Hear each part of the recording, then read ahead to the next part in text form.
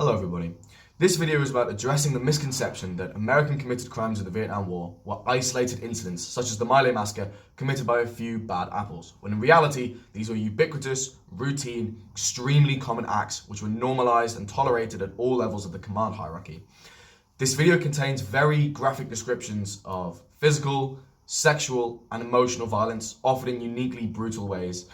It's quite a disturbing video and there's lots of descriptions of completely unnecessary evil committed in it. And not only that, but evil committed by American servicemen and American institutions and servicemen which are still around today. And what I really want to do in this video is talk about how there is an idea in the Vietnam War that it was a particularly brutal conflict. There is a popular consciousness that there were some instances of war crimes. And there was, of course, the famous My Lai massacre, which we will be getting into in depth as a sort of unique case study, because it's actually much more brutal than you think it is, and the consequences are probably much more unjust than you think they are. But I wanted to talk about how these kinds of war crimes, things like murder, rape, killing of civilians, meaningless destruction of people's property, burning down of villages, all of these were not just isolated incidents committed by a few bad apples. These were pervasive in the culture of American units serving at the time.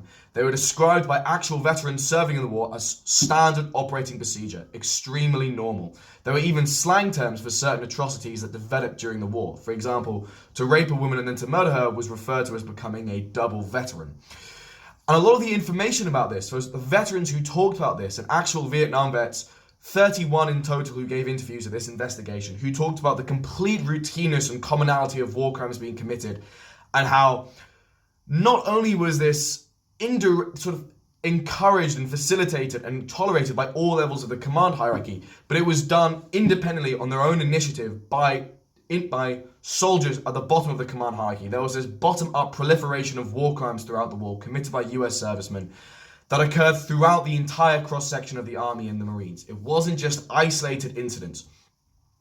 And a lot of the information that is available in this comes from something called the Winter Soldier Investigation in 1971. And the Winter Soldier Investigation was essentially this really big meeting of veterans and civilians in Detroit, in Michigan, and it was organized by Vietnamese Veterans Against War Organization, so VVAW for short.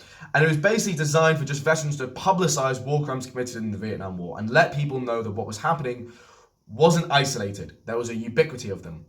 And in this sort of meeting, I was about to say tribunal, but it wasn't. It was a meeting. So in this meeting, there were 31 veterans. There was a really, really big concern by the organizers of the meeting to prove their validity, prove their credibility, because they knew that there would be lots of backlash against the Winter Soldier Investigation due to the exposing of war crimes done by the US veterans. So all the veterans involved confirmed their units, confirmed exactly where they were. This was corroborated with official records. They often had other veterans double or triple check their stories and confirm them. They were also required to show their discharge papers and ID. There were various other procedures done for verifying these veterans in order to just make it clear that what was happening was actually real. The veterans in the Winter Soldier Investigation in 71 described the following crimes being extremely commonplace: murder of civilians, murder of women and children, often with no reasonable provocation, killing of babies, killing of livestock, rape, gang rape, rape and mutilation. For example, cutting off women's breasts, cutting off their fingertips, cutting off of ears and the wearing of necklaces of ears to show as war trophies, brutal executions, for example, killing people by shoving hand flares into their vaginas, rape and murder committed in synchrony, which was done so often that it acquired a nickname, as I mentioned earlier, becoming a double veteran. The deliberate kidnapping of women from villages in Vietnam to be raped and then subsequently killed. Systematic burning of villages, wherein units of soldiers would go from settlement to settlement and burn down the villages as standard operating procedure. Again, the emphasis on all of these acts is that they were not isolated acts of brutality. They were not mere examples seen by these veterans, but they're, in their words, standard operating procedure.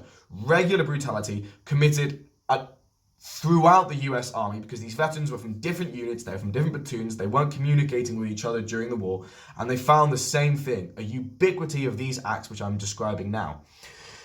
The burning down of villages, often with people in them, for example, villagers not being even rounded up to the center of the village or evacuated from homes and subsequently being burned alive. The killing of livestock and the burning of crops, the burning of fields, the burning of orchards. In an agrarian economy such as Vietnam, this was tantamount to slowly starving out the villagers there. The filling in of wells, the poisoning of water supplies, the consequent destruction of the economy meant that the destruction of the economy meant that huge numbers of women were forced to turn to prostitution in order to avoid starving to death, and therefore had to sell their bodies to the very US servicemen who had not only destroyed the economy and caused their prostitution in the first place, but who were actively engaged in committing war crimes against their fellow countrymen, perhaps even their relatives. Torture of prisoners occurring very often. For example, prisoners being crammed into tiny spaces where they couldn't stand up, being tortured with electrical generators. Firing of artillery on villages for fun in free fire zones. Free fire zones was a policy by the US military wherein large swathes of land were designated as free fire zones, where there was no distinction between civilians and VC, and all individuals there were seen as combatants.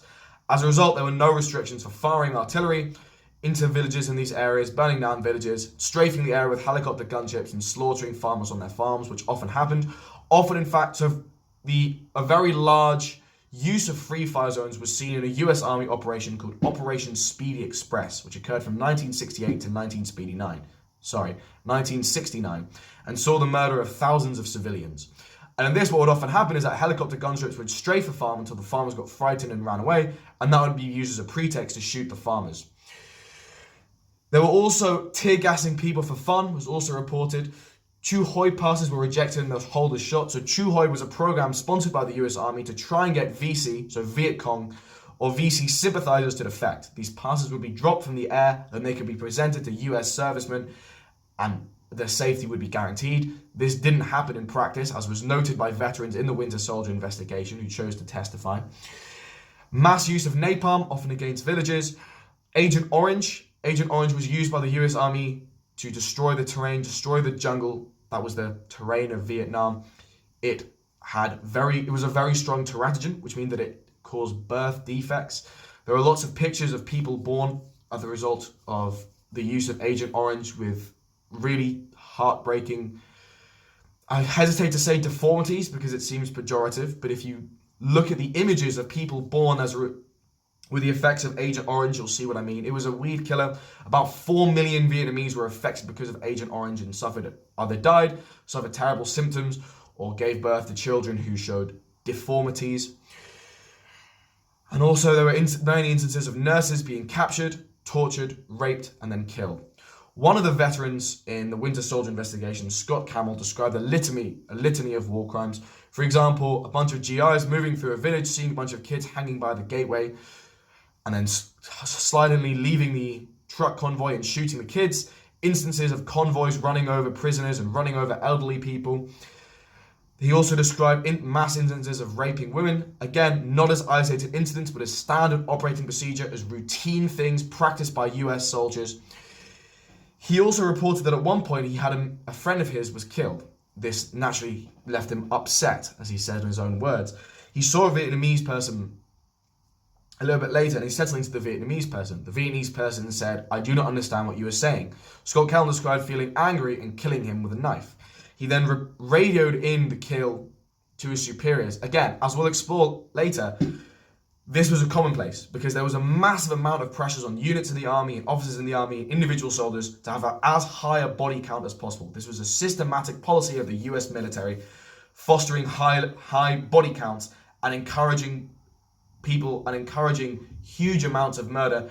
Often what would happen is that civilian body counts would be retroactively dubbed as VC. There were also, so these veterans of the Winter Soldier investigation also described that on several occasions, US servicemen would kill civilians or see massacred civilians. They would take assault rifles, they would cover them in mud, and they would bury them with those civilians in order to portray those civilians as combatants, when in reality they weren't. So Scott Campbell essentially killed someone and said that I've just killed someone. Killed a VC. The person on the radio asked him, "How do you know he's a VC?" Scott Campbell replied, "Because he's dead." The person on the radio laughed and said, "Okay." There was no further investigation. Not only was this an isolated incident, but this was a common occurrence.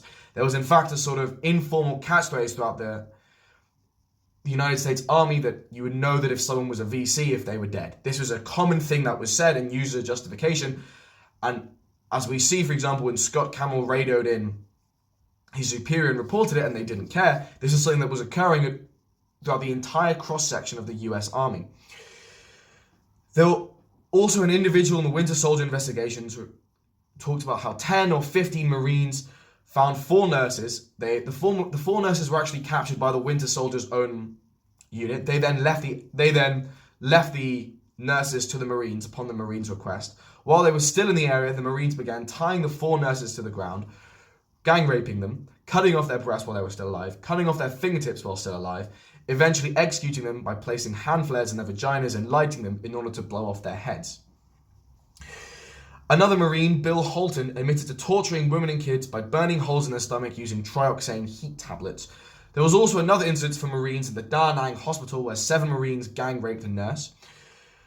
There were also other instances reported of Marines tying women down to the ground and raping them. The key, again, I know that I've said this before, but it's really important to emphasize, these were not isolated incidents. The Winter Soldiers were not framing these as anecdotal examples of brutality which happened to go unpunished. They were framing them as commonplaces. They were framing them as acts which were extremely normalised, which were tolerated at all levels of the command hierarchy, which we're going to get into now, which other soldiers knew about and did nothing about, or actively joined in, where non-commanding officers didn't even tell them to stop doing it, and where multiple units reported engaging in the same behaviour, with multiple units, again, all the units that these veterans served in, being suffused with the same culture of extreme dehumanization of Vietnamese people and the subsequent belief that anything done to the Vietnamese people was acceptable.